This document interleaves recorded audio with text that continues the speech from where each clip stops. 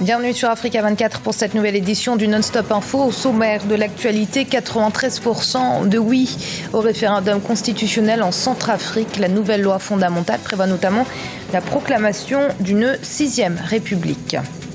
2 années maintenant que les pays touchés par Ebola se battent contre l'épidémie. Bien que le nombre de cas identifiés ait diminué significativement, la prévention et la surveillance restent impératives. Et les autorités maliennes, aidées par des associations et des ONG, continuent la distribution d'actes de naissance aux enfants nés dans le nord du Mali pendant l'occupation de groupes rebelles. Une période sombre pendant laquelle les services d'état civil ne fonctionnaient pas. Alors que la Centrafrique se prépare activement aux élections générales du 27 décembre, les résultats du référendum constitutionnel ont été annoncés officiellement et c'est un plébiscite pour la nouvelle loi fondamentale puisqu'elle a obtenu 93% de oui. Elle prévoit notamment la proclamation d'une 6e république. Zahra Mohamed Moutiou. Le oui a obtenu 93%. Les Centrafricains ont approuvé la nouvelle constitution au référendum des 13 et 14 décembre 2015, une première étape avant la présidentielle et les législatives du 27 décembre 2015, censées clore la période de transition et sortir le pays de 3 ans de crise. Le projet de la nouvelle constitution prévoit, entre autres, la proclamation d'une 6e république, une limite du mandat présidentiel à 2 exercices, ainsi que des réformes judiciaires. Tout ce que nous pouvons dire sur la nouvelle constitution qui a été adoptée dans sa majorité par le peuple centrafricain, là on va parler de la bonne gouvernance, la limitation des mandats. Ensuite, l'élément nouveau, c'est que nous aurons dans les jours à venir le Sénat en Centrafrique.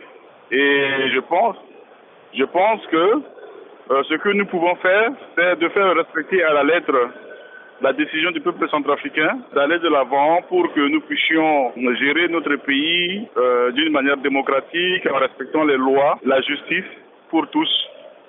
Depuis le renversement en mars 2013, du président François Bozizé par l'ex-rébellion Séléka, la Centrafrique est confrontée aux antagonismes intercommunautaires.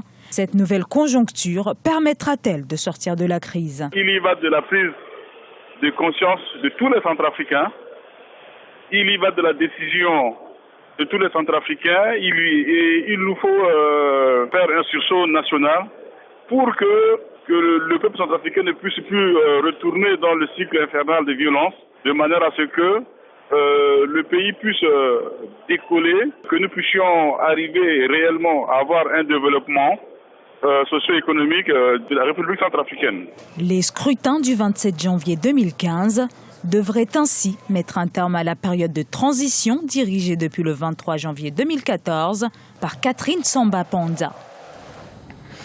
Proclamation officielle des résultats des élections législatives au Burkina Faso. Le MPP, Mouvement du Peuple pour le Progrès, parti au pouvoir, remporte 55 sièges au sein de l'hémicycle, la majorité, mais pas absolue, puisque l'UPC de Zéphirin Diabré conserve ses 33 sièges et le CDP en obtient 18. Le MPP se verra donc obligé de nouer des alliances. Les petits partis ont déjà promis de soutenir le parti présidentiel.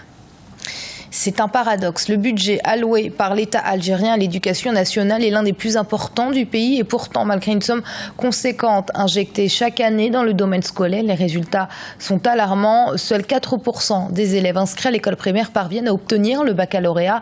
Le ministère de l'Éducation nationale appelle à une réforme profonde de l'école. Zahra Mohamed Moutiou. En Algérie, le ministère de l'Éducation nationale tire la sonnette d'alarme.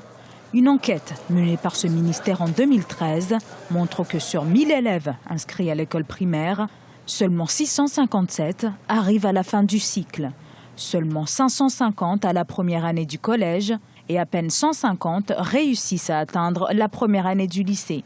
Au final, très peu arrivent à décrocher le baccalauréat, passeport pour l'entrée à l'université. Sur les 1000 élèves arrivant en fin de cycle primaire, seuls 41 arrivent à décrocher leur baccalauréat.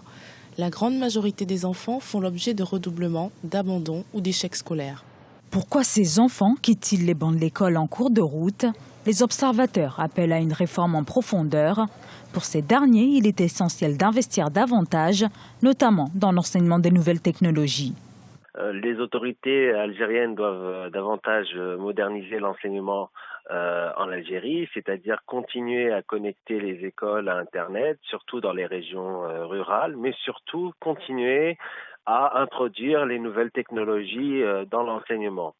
Ce passage au numérique, il est nécessaire et pour permettre aux élèves de s'ouvrir davantage au monde actuel. Et l'Algérie, l'État algérien a les moyens de réaliser ces objectifs-là. En Algérie, pourtant, le budget alloué par le gouvernement à l'éducation est l'un des plus importants du pays. Au cours de l'année 2015, 6,5 milliards d'euros ont été versés à l'éducation nationale et 7,7 milliards à l'enseignement supérieur. Mais l'ensemble continue de souffrir de nombreuses carences. 2 ans après le début de l'épidémie d'Ebola qui a sévi en Afrique de l'Ouest, l'heure est au bilan. Si l'épidémie n'a pas complètement été éradiquée, les efforts entrepris en matière de prévention et de formation des équipes sanitaires sont à saluer. Et quelques cas ont de nouveau été identifiés en Guinée et en Sierra Leone, mais avec beaucoup de vigilance et de veille sanitaire. Les pays touchés devraient être déclarés sauvés de cette épidémie d'ici peu. Gladys Mamba. L'Organisation mondiale de la santé dresse un bilan de la lutte contre le virus d'Ebola 2 ans après le début de l'épidémie, le 23 décembre 2013 à Méliandou en Guinée.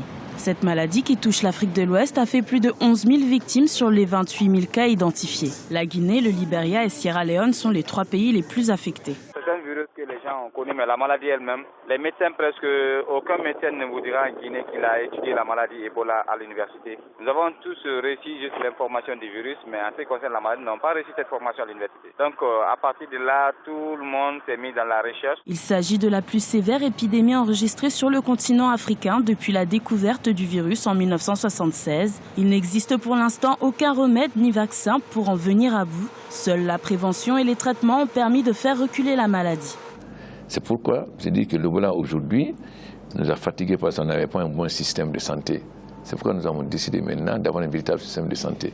Au point de vue de recherche, la France va construire un institut Pasteur. CDC d'Atlanta a maintenant une succursale ici. Et nous avons décidé de construire dans toutes les sous-préfectures un centre de santé amélioré avec un médecin. J'ai posé la première pierre de la rénovation de l'hôpital de Donka. Nous avons commencé à construire des hôpitaux dans les grands centres. Après 2 années de vastes campagnes de sensibilisation, le virus semble à ce jour quasiment éradiqué, bien que la réapparition de quelques cas en Guinée et au Libéria impose une vigilance accrue. L'OMS, l'Organisation mondiale de la santé, table sur l'éventualité de sanctionner les pays qui ne respecteraient pas les règles sanitaires internationales adoptées par les 194 pays en juin 2007.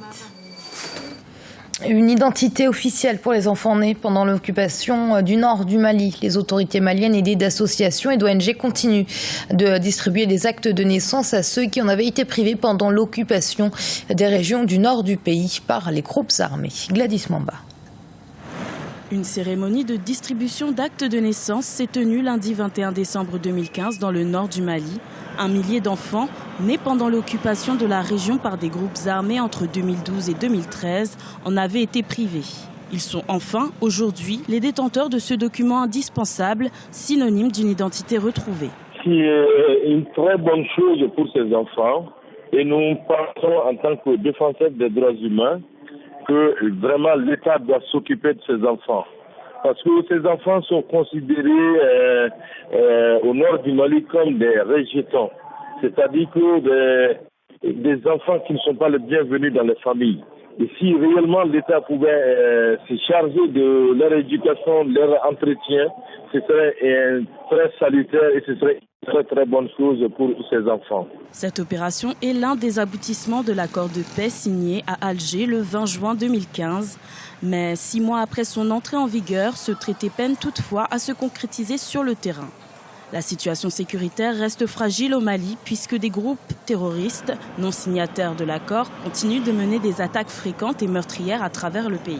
En cette période de fin d'année, qui coïncide aussi avec des fêtes religieuses, il y a beaucoup de choses que l'État ne pourra pas maîtriser. Mais avec l'état de siège, ça va permettre aux forces de sécurité d'être un peu partout, d'être vigilantes et aussi à la population de coopérer. Depuis ce lundi 21 décembre 2015, l'état d'urgence a été décrété sur l'ensemble du territoire national par le gouvernement malien. Une mesure prise pour une durée de 10 jours. Au mois de novembre 2015, le Mali a été la cible d'une attaque terroriste à l'hôtel Radisson Blu de Bamako, dans laquelle 22 personnes ont perdu la vie. Et ce journal a été préparé par l'ensemble de la rédaction. Merci de l'avoir suivi. Restez sur Africa 24. Dans un instant, une nouvelle édition de l'information.